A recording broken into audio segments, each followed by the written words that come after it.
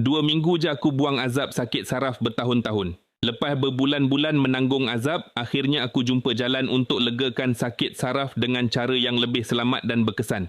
Nama aku Faris.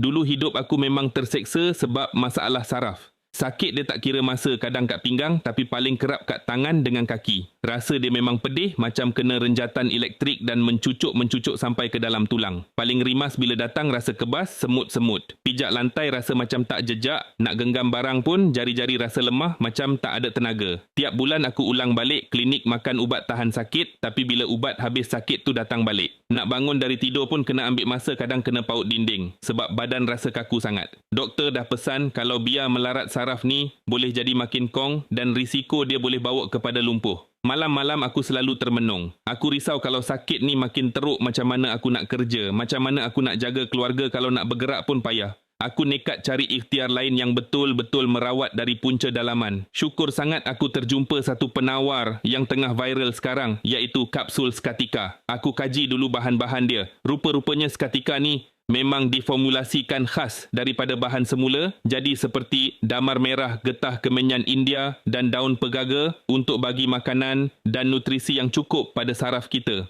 Apa yang buat aku yakin produk ni dah melalui ujian makmal yang sah di bawah pengelasan produk makanan, jadi aku tak risau nak amal hari-hari. Paling best dia dalam bentuk kapsul yang senang sangat nak telan. Mula-mula aku cuba 1 botol dulu. Aku ikut saranan ambil secara konsisten 1 biji pagi dan 1 biji malam setiap hari. Masuk minggu pertama aku dah rasa beza, badan rasa lebih ringan, rasa mencucuk tu dah mula berkurang. Masuk minggu kedua rasa kebas, semut-semut tu pun dah jarang sangat datang. Sekarang aku dah boleh bergerak aktif, boleh solat dengan sempurna dan tidur pun dah tak terganggu dengan sakit saraf lagi. Kalau korang ada masalah yang sama, urat tegang kebas, tangan kaki atau sakit saraf yang mencucuk macam kenakaran, aku sangat sarankan guna kapsul Skatika ni secara konsisten. Memang berbaloi. Berita baiknya sekarang tengah ada promosi diskaun 50% untuk korang yang nak ikhtiar, tapi stok ni terhad untuk siapa yang cepat je.